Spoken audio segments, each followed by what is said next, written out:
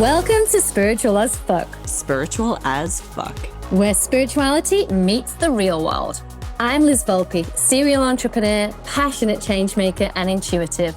I love inspiring people to dream big and create positive change in the world. I'm Diane Driscoll, a coach, facilitator, and speaker who uses channeled insights to activate transformation in leaders, entrepreneurs, and changemakers. We share real and raw spiritual stories, give you a safe space to challenge what's normal, and have some serious fun along the way. Come join us as we get spiritual as fuck. There is no doubt that today's kids are not like any generation before them. They're sensitive and intuitive. They seem to hold profound wisdom, and some even recall memories from past lives. As parents, it can feel overwhelming to know how to guide them. So as soon as we heard about Amy Molloy's new book, Wise Child, recently published by Hay House, we knew we had to get her on the show. Amy is an award-winning journalist, author, ghostwriter, and editor.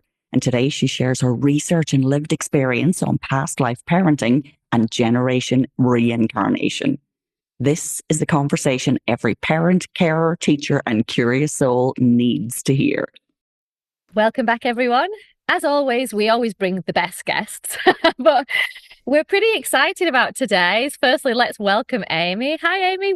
Thanks for being here. Oh, thank you, guys. I'm so excited to chat about this. Yeah, this is an interesting one for us, especially because we are mums and we've spoken about kids with gifts and we've delved into this a little bit before, but I feel like the book that you've just released today is launch day for you, Wise Child, is going to be really interesting. And I find the whole topic of kids super interesting, and I've had so many different experiences with my son and daughter as well, in terms of them saying things that don't necessarily make sense and knowing that they definitely have their own superpowers. So I can't wait to hear your story. And yes, going back, I'd love to kind of start here. So you had a past life session, is that correct? So you went for a past life session, and that basically started this whole journey. Can you go back to there and just tell us whatever comes up? I know. I'm trying to keep this story succinct, but there's only so much I can reduce it to. So it was a session with my spiritual healer. So for years, since I was 17, my dad was paralyzed from cancer when I was a teenager. And he was like an atheist, a real like West End London like geezer. And so absolutely no belief system, no religious background. But in the midst of his stem cell transplant, he's fine now. He's amazing. He's like another miracle in itself. But in the midst of the real grittiness of his chemo, and they absolutely thought there was no way he was going to make it. But he started Reiki just out of desperation, you know, literally like, I will do anything. Yes. I don't know who suggested it to him, but someone must have. So he started having Reiki, and then that led him to find a spiritual healer who began working with him on his repressed childhood trauma and how that was linked to his cancer. And yeah, epic to say that he went from not believing to actually getting stuck into it. Yeah. I mean, this was like a 6-year journey, you know, it wasn't overnight. And he's even now, like, he's so spiritually awakened and incredible, but you wouldn't know it to meet him, see him, look at him. He's got his little crystal necklaces underneath his shirt. But and he sleeps with them under his pillow. It's adorable. And like we've done, because he lives in England, I'm in Australia, obviously. And we've like meditated, done distance healing with each other. It's just such a beautiful part of our relationship. But he wouldn't push it on anyone. But he, you know, started talking about it at home, taught me to meditate when I was a teenager. Thank God. It's such a blessing, long before it was trendy for anyone to be meditating. And then after, this is why it's such a long story. When I was 23, my first husband died of cancer 3 weeks after I got married. So many layers of this personal soul journey. And it had been interesting because I had seen my dad beat cancer, be the miracle, be the, you know, go the spiritual healing, spiritual awakening and beat it and be well. And then literally immediately after, my partner, then my fiance, was diagnosed and within a year died. So I really had these two flip sides of like life, death, recovery, spirituality. And at that point, my dad introduced me to his spiritual healer and said, here's Yvonne, maybe she can help you. Yeah. And so that kick-started. I literally wasn't texting her this morning. She's so thrilled with the book because she has seen me go from a 23-year-old, like broken, grief-stricken, eating disorder, no periods for 7 years. She has seen me go from that to like a mum of 3 out here talking about like creating this book. And for her, she's like, well, this is it. This is what it was all coming to. Yeah. So long story short, I'd been having spiritual healing over the years, but I would never have thought past life regression for my kids. I just wasn't on my radar. I just hadn't thought about it. Had my first daughter in 2016. She's just a breeze. To this day, she's 8 now. She's just a little bundle of joy. She wakes up every day happy. She's just like a little fairy. Like I've had a medium stop me at a market before and say, do you know she's a fairy? And I'm like, yeah, I know, mate. You're preaching to the converted. Like, I fully know she's like a magical little creature on this earth. And then my little boy came 2 years later. And from the moment he was born, I kept saying to my husband, he just doesn't seem to want to be here.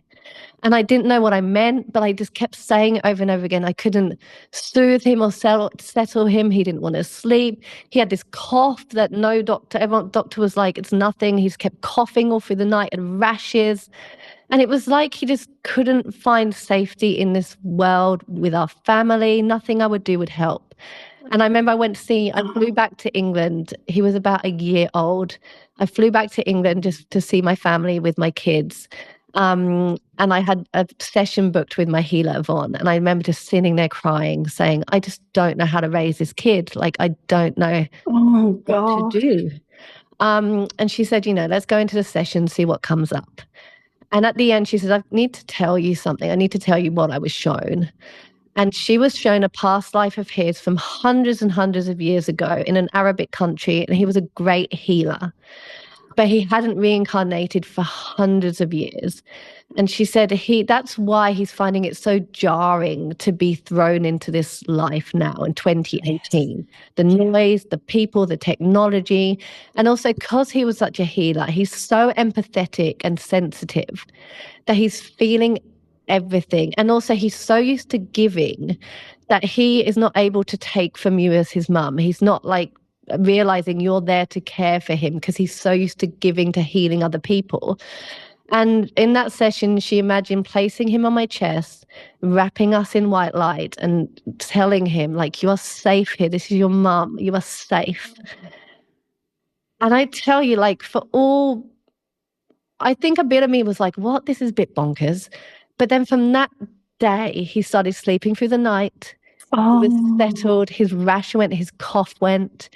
He is still my highly sensitive child. He is the empath. He feels everything. He senses everything. But he is out in the world socially, like he's so extroverted now. And most importantly, I just stopped parenting him, like trying to parent all my kids in the same way. It was like this permission slip to go, this isn't just this blank canvas that has been born and handed to you. This is this incredibly complex soul with his own wisdom, his own hang-ups, his own fears. And how can you look at him completely different, and all your kids completely differently, and parent them in the way that they needed to be parented? And so this was his 6 now. And because I'm a journalist, obviously the first thing I did was like, what is this? What have just happened? And also, is anyone else out here talking about this, doing this? And when I began to investigate it, I found that the kids across the world are recalling past lives, and some of them verified to amazing degrees. And there are many parents across the world who are parenting in this way that I called past life parenting. Yes. And looking at their kids' fears and listening to their kids' wisdom, and not just saying, I've got a 6-year-old, a 4-year-old, a teenager, saying this is an old, wise soul, and kids are being reincarnated now at rapid numbers. And they're doing it because the world is in trouble and they hold the key to saving it. And so that became this book, which is full of research. You guys have seen it. It's certainly not just my story. I'm just the trigger for the beginning of it. But it became this 3-year investigation into what this means. And if this is true, then what it means for the way we parent going forward. Oh my God. Long story short. Oh, so incredible, Amy, because I just feel, and I think a lot of parents are going to immediately resonate with this, even if they don't believe in the past life element or things like that, that, yes, kids today are different. And sometimes we, put it down to the simple fact that, oh, but life is different. We've got phones and we've got this and that and the other. But at a deeper level, kids are so different. So many kids are coming in, and whether you want to, call them star seeds or they've come from another, this might be their first iteration on planet Earth. Even if you don't look at it to that degree, how they need to be parented is so different. I know I've gone through that journey with my own daughter. And for me, it was human design. I came across human design in my own life, and then I applied it to my daughter, and I was like, oh, this gave me a roadmap to how to co-parent with her. So instead of thinking that I co-parent with my former husband, and we as parents, I literally co-parent with my daughter. So when I started hearing, oh, my body's lighting up just listening and thinking of this, but when I came across your book and the fact that you were writing the book and these experiences, for me, it was like, oh my gosh, this is so needed right now. There are so many people who are they know there's something wrong, there's something different, but they don't have either the background information, they don't have the words, they don't have the tools. And the fact that you've done this in a research-driven way, that you are that kind of investigative journalist has come, through all of this. So talk to us a little bit about the process and some of your aha moments as you're going through the unpacking, because you're doing it on 2 levels. One, you're doing this as a mum with all the struggles of trying to juggle 3 kids and family life and a business, but you're also doing it from this deeper place of wisdom and bringing something to humanity. So if you can talk to those 2 facets. Totally. And it's really interesting, the process, because like you just said, really, I keep saying to people, get over the past life parenting phrase, get over that. It doesn't matter if you're like, oh, do I believe in that? Is that 100% true? That's kind of a by the by. Really. Yes. It's much more about saying people across the board agree. Teachers, parents, healers, therapists, this generation are different. They're highly eloquent. They're highly sensitive and empathetic. And in many ways, they're really energetically mature. Yeah. And, it's not just because of the screens or whatever we're saying. They are being born different before we chuck in all those outside influences.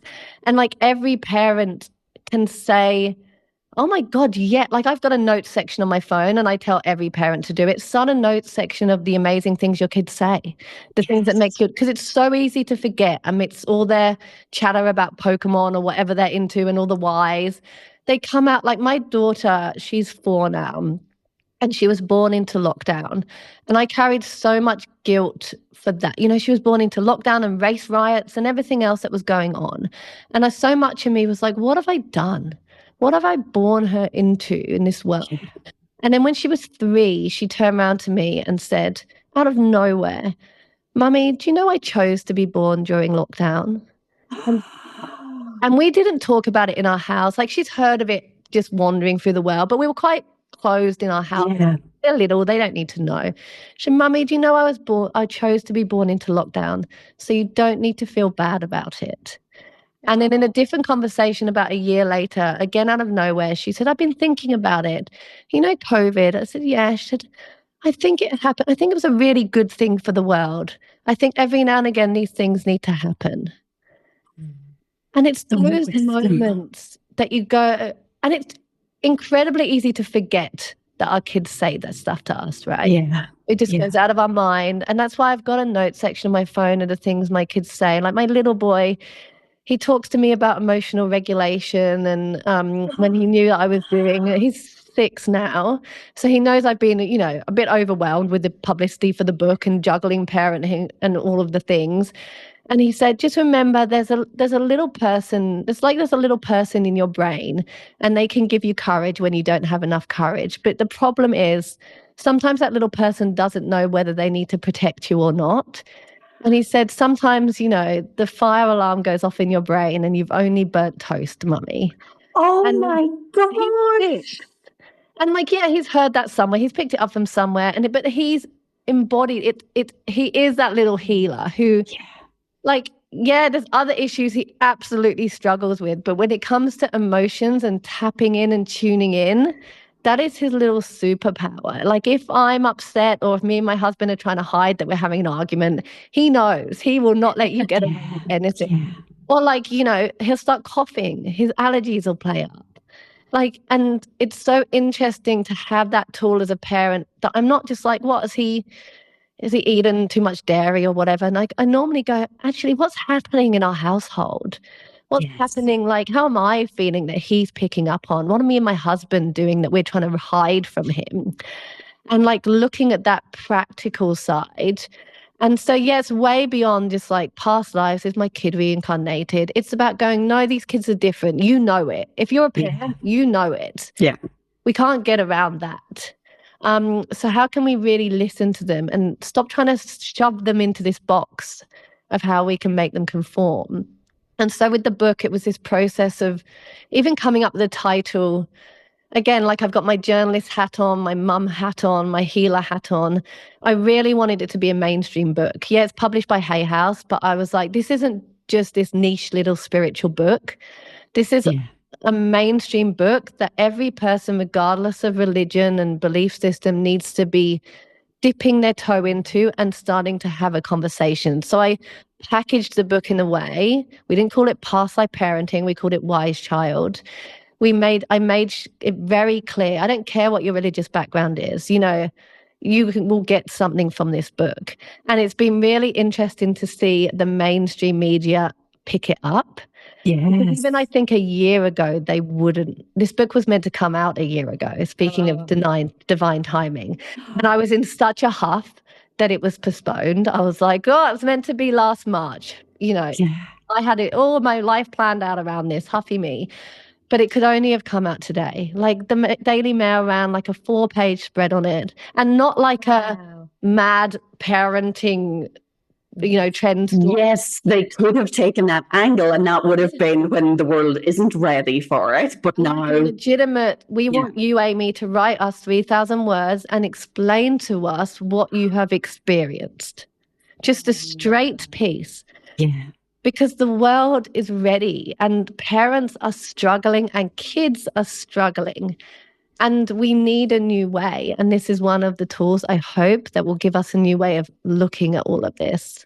I cannot wait to delve into this book because everything you are saying, it's like a reflection of my life, honestly, with my son. I mean, he's 12 now, just turned 12.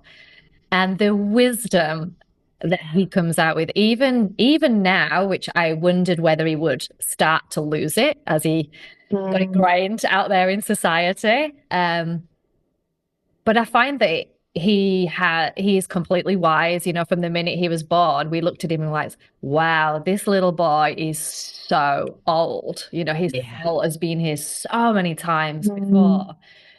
As a mum, but do you know why he's not losing it? Probably because of you. Yes, exactly. I find that too. It is, if we're open as parents to this, and you're educating people to be that way, Amy. He's not losing it because you are not shutting him down. Yeah. And it's the fear as a parent because I have that understanding that, and he said to me, he chose me and, his dad, and came into the world for us, and he teaches us a lot. But I am scared, the fear side, the non-spiritual side, the human side of me comes in when he is out there in the real world without me by his side. And, we have had to face so many challenges because he is so different. He is so sensitive. And I can't go out there to the teachers, the schools, and everyone and go like, well, you've got to do this with him, or, he needs to be heard in this way. And that's really bloody hard. Yes, and that's what speak to that. That's the tricky part of the book, right? Because it's like we got to give our kids autonomy. We got to teach them to trust their intuition. But we also have to help them to navigate certain conformities of the world that we all have to do. Like I have to run a business. They have to go to a version of school, whatever that feels like for you. Like my kids go to conventional school, and I'm always trying to navigate how to like nurture their self-expression and their intuition, and their gut feeling and their creativity, and not get them trapped in that, system of what we value in traditional schooling, while still realizing they have to fit into the world, because we, at the end of the day, at some point need to make money and need to fit into society. It's a really hard one to do, but we get to navigate what we do within our own homes. The conversations we have when your little boy's saying, I've got this funny bad feeling about that person or about that place, that rather than saying, oh, just don't be silly, just go to swimming lesson, just go to school, just do it. We need to be the spaces where they can explore that intuition, where they can trust their gut feelings. And so, we can't control how they go out into the world. But I'm sure both of you, because you're now in this space, you would have been those intuitive kids, those psychic kids, those deep feeling kids. We are them grown up. Yeah. And it took most of us to go off that path, completely give it all up, and wait until we hit 40, where then we can finally step back into our power and go, this is me, and this is all our superpower, and this intuition is such a strength. But we all spent a good 20 years thinking that made us weird. We got to shut it down. It's a weakness.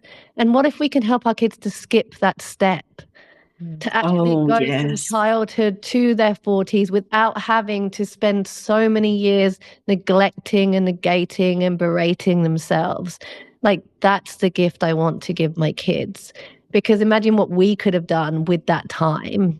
And this was part of our soul contract to not do that. But the world needs our kids to be in their power. So how can we give them practical things? This isn't just wishy-washy. The book has practical steps to say, when you're going to school and you're picking up other people's feelings or physical sensations, what can you do to acknowledge them and release them? What can you do to protect your energy and understand energetic hygiene? These are the things we can teach our kids from 3 and 2. And when they become teenagers, it's more important than ever. There's so much research on the power of belief, whatever that is. And for most of us now and our kids, it won't be a strict religion. It won't be I am Catholic, I am whatever, which is pretty great in my eyes. But they do need belief. They need belief to have a sense of belonging, to have a sense of hope and resilience. So what does belief look like for this generation? And that might mean shaking up everything that we were brought up with when it comes to faith and religion and belief. It means letting them teach us. Yes. Collaboratively, like you said, Diane, working together. Yeah, I love that, Amy, because, that's a core message that that comes through the thread of your work, which is around that, they, and I've heard the phrase before, but they are our greatest teachers, but it is literally allow them to teach us. And we've collectively grown up in a time frame, and our parents definitely have, where kids were seen and not heard, and you must do it this way. And, don't speak until you're spoken to, all of those things. And then I think we went through this phase where because so much advertising was placed towards kids, that then we started listening to our kids about, oh, we're going to buy this car, we're going to buy this house. What do you think, kids?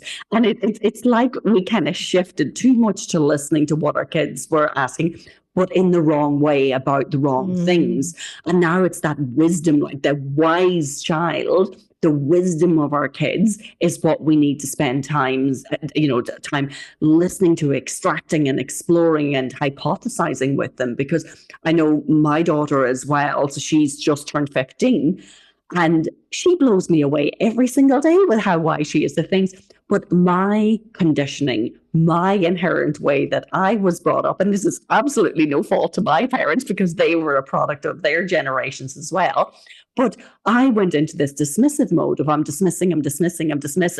And now it's like I have shifted my way of parenting to, when she says something, it's worth listening to and look at it from a different perspective. And the wise old soul that is in there, I have so much to learn from her, so much. And I still do it. Like, I'm still conditioned. There are still days, usually when I'm really busy, usually when I'm, kind of in a fluster about something and the old me comes out and it's almost like, why can't you just do it?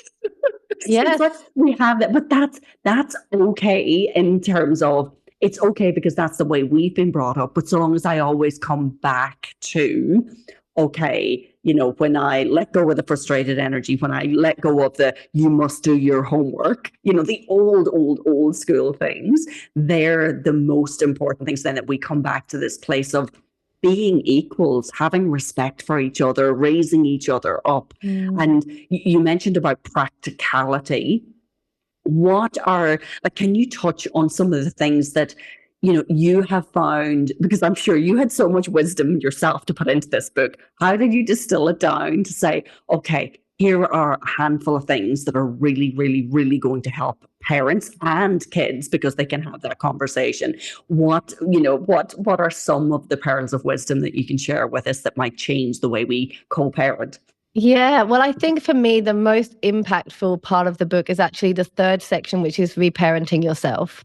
Because, we all know none of this matters. We're going to overshadow and silence our kids with our own shit if we don't clear our own karmic baggage, our own ancestral hang-ups. It's all, it's me. And most mums, this is the truth. Like, I am the emotional thermostat for my home. Like, if I'm happy, our whole house is happy. If I'm anxious, our whole house is anxious. Especially with these big feeling kids, they will just adopt what you are putting out. And that doesn't mean we have to just walk around with no baggage as parents, but we need to be constantly looking at it and clearing, releasing to make space for our kids to be able to breathe in our homes and to be able to explore who they are in our homes. Otherwise, we're just adding as much chatter as that TV commercial they're watching or social media. We're doing the same with our own bullshit that we are putting on themselves. And so with the book, I actually didn't plan to do so much healing on myself until I just began working through it and realized how much in I've explored before my own past life in relation to my eating disorder. And that was a huge moment for me, realizing that I had had a past life where I had drunk contaminated water and died. Oh, gosh. And then I, as a teenager, developed an eating disorder, which hung around for far too long. And I had a past life healing where I realized I was shown you drunk this water and that's why you feel so unsafe to drink anything that you haven't made, to eat anything you haven't made. And it was such a aha moment for me. I'd gone through traditional therapy. I'd kind of understood. I'd put lots of excuses around it, oh, yeah, it's because my dad had cancer. I felt out of control, all the cliches, but nothing really felt true for me.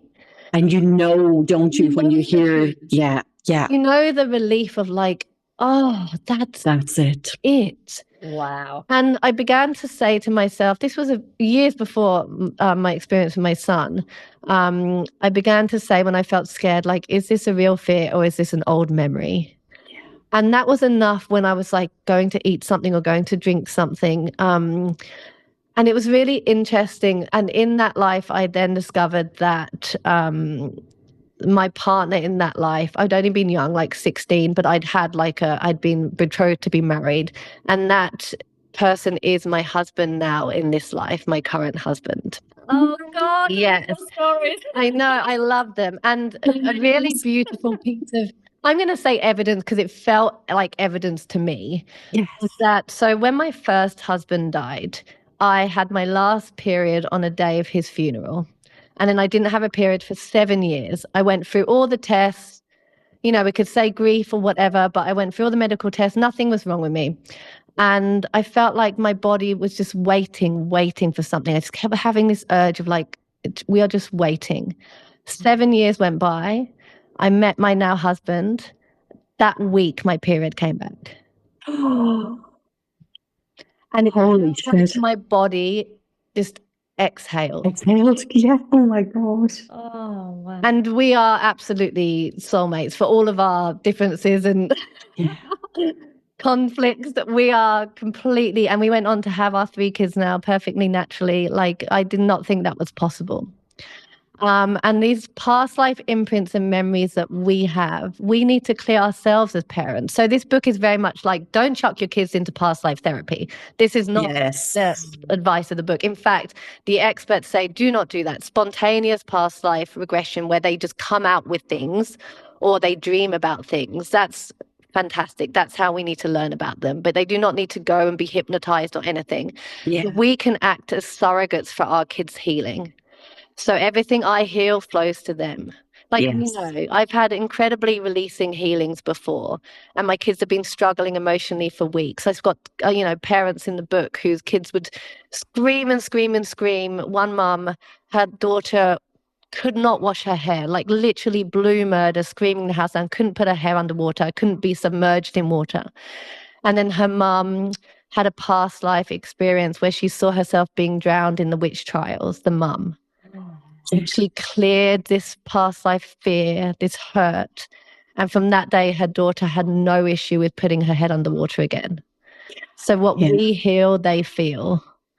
Amy, can I just touch on that? I think this is so, so, so important. And I really want to underline it, because sometimes when we're kind of floating about in these spiritual realms for a while, we get used to that. We know that now. Like, I know that, Liz, I know you know that, Amy, you obviously know that. But there's a lot of our listeners that are like, yeah, what do you mean? Or what do you like?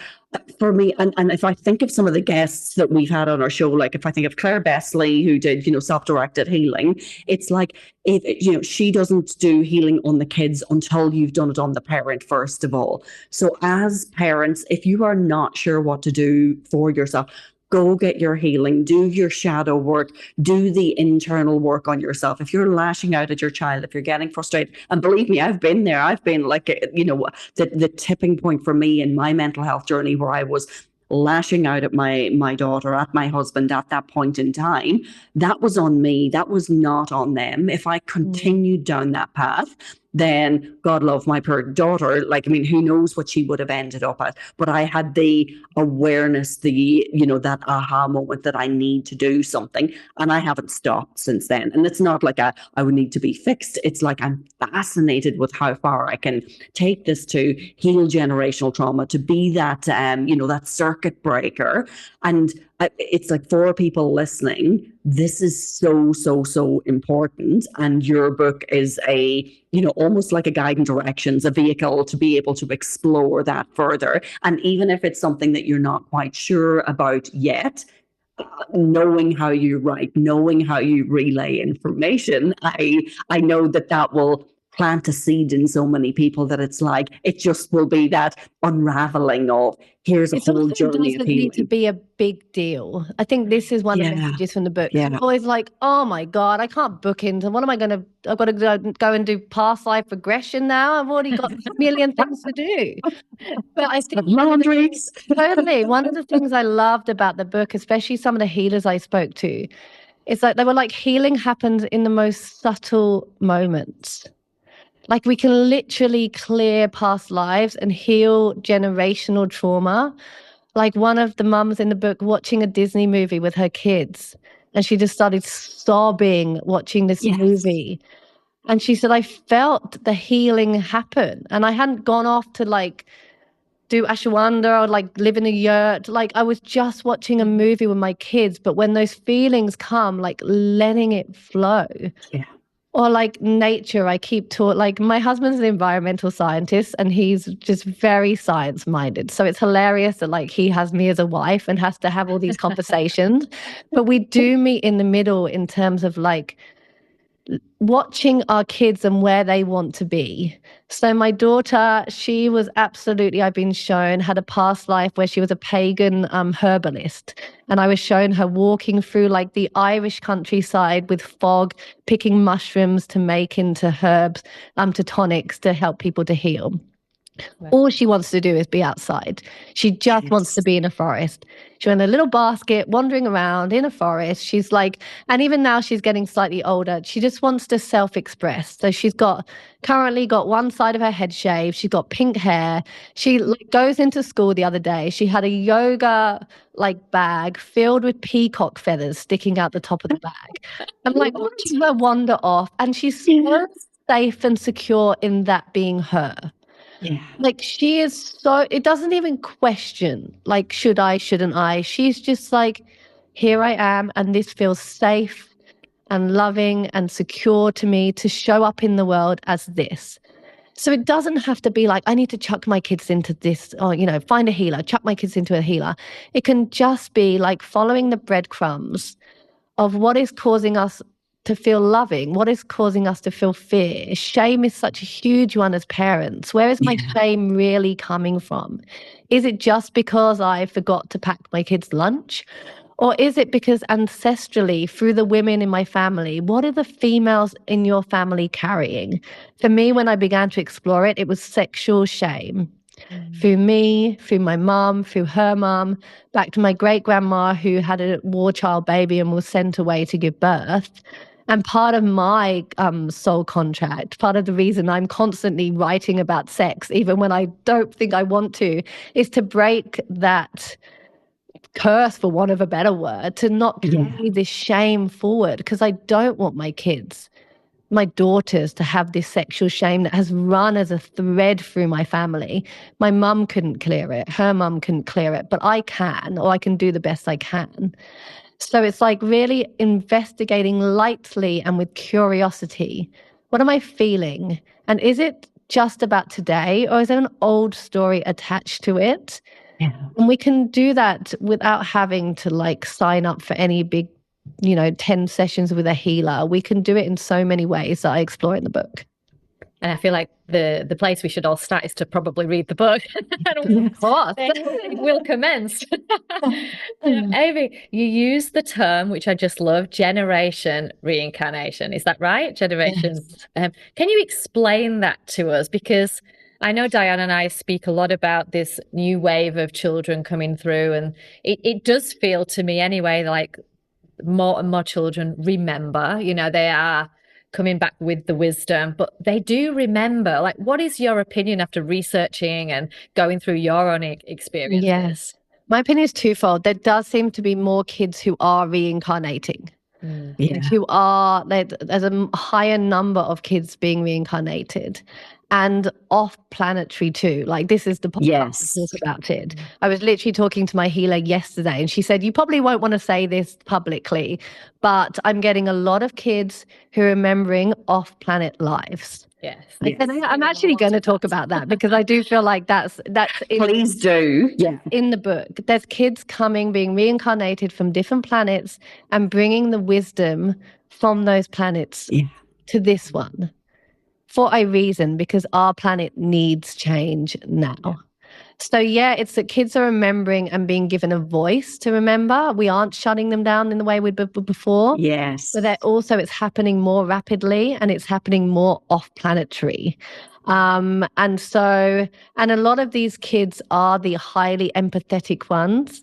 They are the neurodivergent ones, because their brains are wired differently, but they're being wired for the future that we need. So again, rather than trying to conform them, we need to be like, what if actually they are the ones that are moving us forward? And yes, again, we need to put pillars and boundaries in place to support them to be able to exist in 2025, but whilst not shutting down any of the amazing wisdom and skills that they have. So it's such an interesting time to talk about it, because this generation are different. I'm just going to keep hammering it home to everyone, even from us. Yes. They are different. That is true. And so we really need to find a way to listen to them and to appreciate them. Oh, I love all this. I have to say, Amy, this year, and this has been on my mind for a long, long time, but this year I channeled a new way of learning, an alternative to school. And it's huge, and it's so different, and it's really bloody scary. but I know that it's so needed, and it came to me this year. I love the fact that, this book was meant to be published now. I am Yes. feeling this shift. Like, this is the time to really be listening to kids and to start to more revolve around the child, instead of having the disconnection just Mm. across the board with family, with schooling, with parents, bringing everyone together and learning from children. I feel like is if anyone could take anything away from what you're saying today, is that. Yeah, and I really try to, and I think this is part of my roles on earth, so to speak, is that I want to bridge the gap between the spiritual new agey space, just like you guys do. Yeah, I find it completely. hard to digest a lot of the information out there, especially like spiritual influencers online. Like they have their own jargon. I'm like, what are you talking about? Yes, speak to me in plain English. Totally. Like, how is anyone meant to engage with this content, and how are we going to stop it being an us and you divide? Yes. We don't just talk about this like a normal person. Like how we talk to our kids about it is how me and you should be talking about Yeah. it. Not with all this extra like fluffy vocabulary that is actually turning people away. I want to be able to talk to my kids' teachers, their childcare educators, my children, my husband. Like we should be able to find a way to talk about this. And that's like the greatest compliment I've had with the book is people saying, we think you are like the bridge between it, that this is like a Yes. mainstream book, and the way that we can actually say, don't just dismiss it as woo woo with multidimensionality and all of that. Like, this is a grounded, real world, practical guide to raising these complex souls. And we should be able to have at least an element of this conversation with everyone. Maybe not the off planet extraterrestrial stuff, but the, energetic hygiene and the protecting yourselves and how to help them navigate the world as an empath. That should be in the school curriculum. We should be Absolutely. It's in my school curriculum, let me tell you.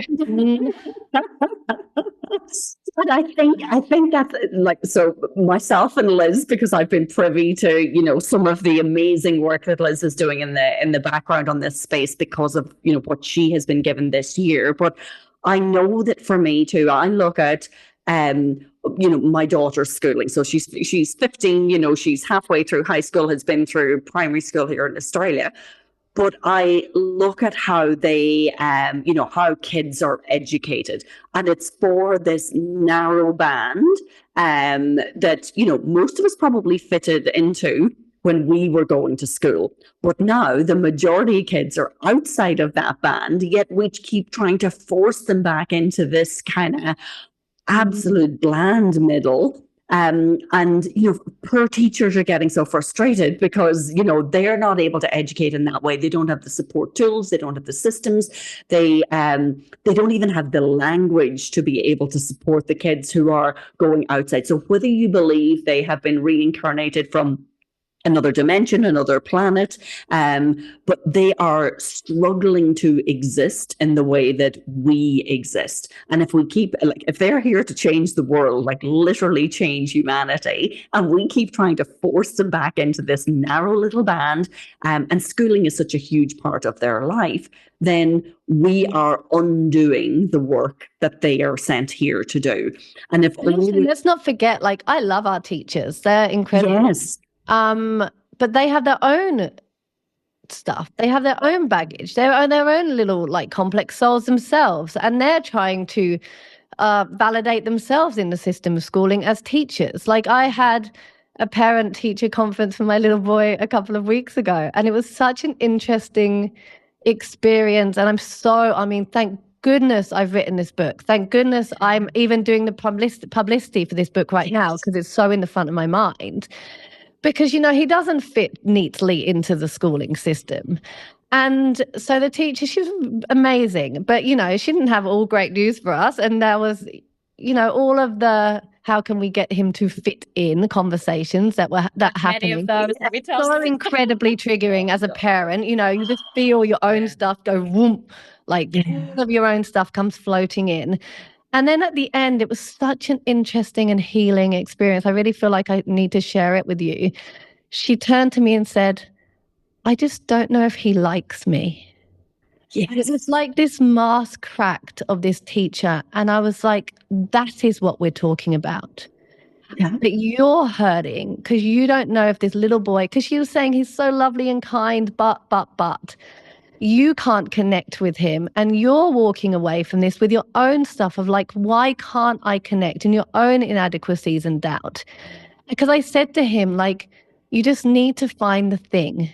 Like she said, I don't know if any of what I say sinks in. I don't know if he listens. I said he does because he comes home, he tells me everything you've taught him. He tells me. Yeah. But he's not giving you that feedback that you need to be able to feel safe in yourself with him. I didn't say all that to her. That would be way too much. That's what I was thinking. The next day, I said, why don't you bring your teacher in? Remember, he's 6 and he's written this book about, it's called How to Recycle Your Body, because my kid's book is called How to Recycle Your Feelings. So one day he said, I want to write a book like yours, Mummy, that teaches people when they have too many feelings inside what to do. He wrote this book. I've got it on my Instagram. Wow. It's insanely wonderful. So I said, why don't you bring your teacher in your book and show her? And he's shy. Like he said, I don't know. I said, just do it. So he did. She came up to me at the end of class. She had tears in her eyes. And she said, bless. She said, number one, I got goosebumps. But she said, more than anything, it's the first time like we had a connection, Amy. We had a connection. And I just thought, this is what we're talking about. We're not talking about, like, that's what the parent-teacher conference should have been. Not like, how can we get him to sit still on the mat? Yeah. It should have been, how do we get you, your soul, the teacher, and him, this little boy, to connect? And to see her in tears, and then my little boy said to me, she really liked it, Mummy. She really liked it. The class, she really liked it.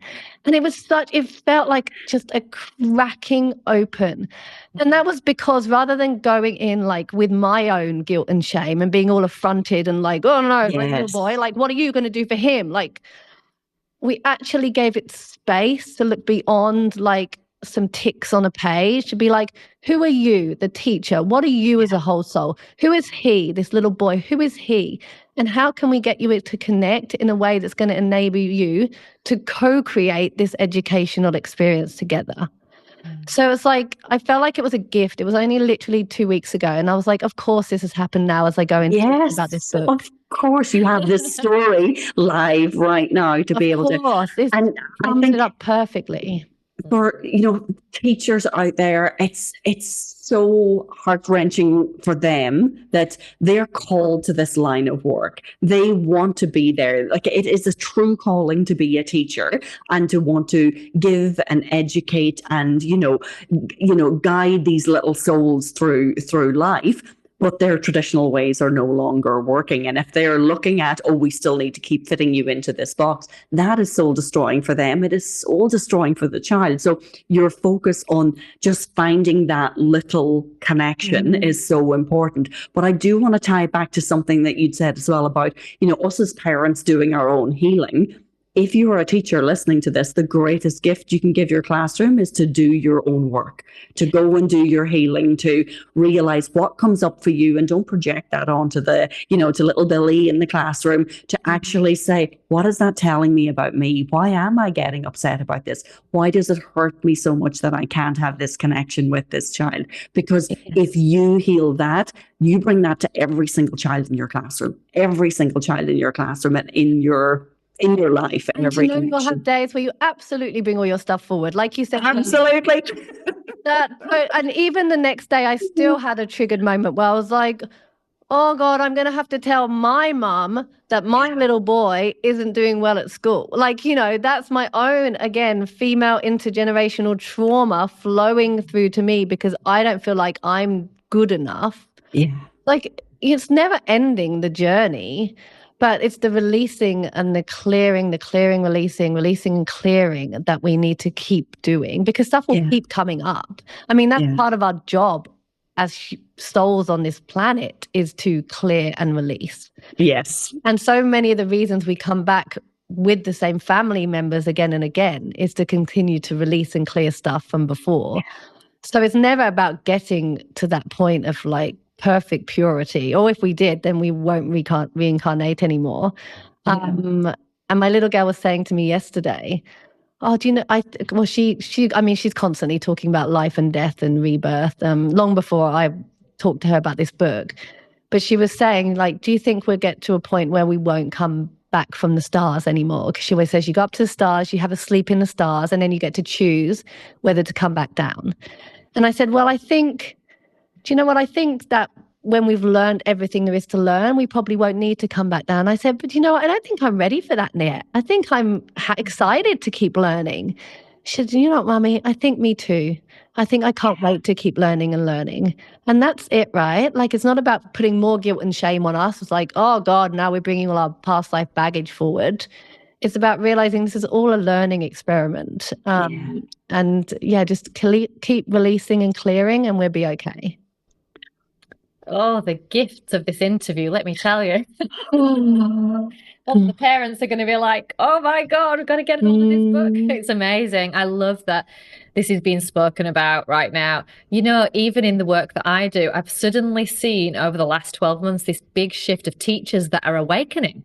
I don't know if anyone else has seen that, but it's like teacher after principal coming to me for readings as an example, and I'm like, wow, this is actually interesting that teachers are talking about this stuff. Well, just as I got to it really out of desperation in my own journey, it's really kind of coming to the same point, really, with our educators of being like, we tried the old way, and it's not working with these kids, and we need to find a different way. So it's like kind of curiosity out of desperation. It's like, okay. And again, it's not about being like, this is what you need to believe. Like, I was really lucky. I had a multi-faith upbringing. I had a lot of experience, just like a smorgasbord of religions and belief systems. And that's what I really tried to open up in my home. This book is not like, you need to believe in reincarnation or you need to believe in this religious. It's really about like feeling into what works for you and what helps you to show up as a better parent, a happy, trusting woman and human. Like, it's really like, I really go into any faith as what helps me to show up feeling the way I want to feel. Yeah. And I will just be guided by that. Yeah. I think, Amy, too, that as we're talking, I just see this flash forward to, these little souls are going to be entering the workplace. And, it's one thing to have challenges in school, but, we still have, our generation and older that are the leaders or, the grey-haired suit-wearing corporate males who, that old system, and it is crumbling and it is breaking down. But similarly to what we're speaking about with the teachers, if you are a leader who's out there right now, yes, AI is a big thing, automation is a big thing. There's loads of things that you need to be worried about in your business, but preparing your business for these souls coming into it, their new ways of working, how you raise them up and how you can support them as best you can, doing the work on yourself to be able to clear as much as you can. If you want the edge, do it now. It's spiritual intelligence being the leadership must have. Yeah. Because we know, because we work in this space, the world is going to rapidly change, and it's not going to be a slow ease over generations. It's going to be in the next 15 years. There will be rapid shifts, and there really is no choice but to be open to all of this. Because, especially mums with teenagers. I was talking to someone the other day saying these eloquent kids, they are not going to let us get away with the old. Absolutely. Yes. Like, they are going to make us listen to them. And that's when I talk to my kids now, and they're still so little, about money or climate change, or like my little girl, my youngest, she will be some kind of activist in the environmental space. I know. She will give you a hard lecture about how to protect country and how to look after the climate. Like, my husband's an environmental scientist, and he'll be cutting down bush in the garden, and she will be like, that is not good for country, daddy. And then give him a full lecture on how we need to take care of the planet. Yes. He's like, Yeah. it's literally my job, mate. This is what I do for a living. But they are not going to let us get away with the old way of thinking. They are going to bring us kicking and screaming if they need to into the new age. And so, like, I would much rather work with my kids than against them. And I'm happy for my eyes to be open and to say, hey, do you know what? I was wrong about that. And that is really what this book is all about. Oh, Amy, thank you so much. It's been such a pleasure. I know we could talk for hours. Such a gift. Yes, this is not our last conversation. Definitely not. And for anyone listening, we will put all of the details of the book, where you can find it, Amy's social media, everything that you need, because I'm sure you're dying to go and get your wife's child. It'll all be there in the show notes. Amy, keep doing this work in the world. Yes. Wow, you are meant to be bridging the gap. And seems that way. Yeah, 100%. Absolutely. And for anyone that's out there with children, you know, for me, it's an exciting time. Like, for me, this is awesome. The more I talk about it, the more I bear witness and see my children. I can't wait for the next 15, 20 years. And that's the shift, right? It's so easy to be scared for them, but we should be excited. They are built for this future. They are going to shake up everything in the best way if we let them do it. Yeah. They're better equipped than we are. Oh, way more. Thanks again, Amy. It's been a pleasure. If you have enjoyed this episode or are a die-hard fan of the show, make sure to subscribe right now so you don't miss out on future episodes. And to share the love, you can give us an awesome 5-star review. Help us create a world that is spiritual as fuck.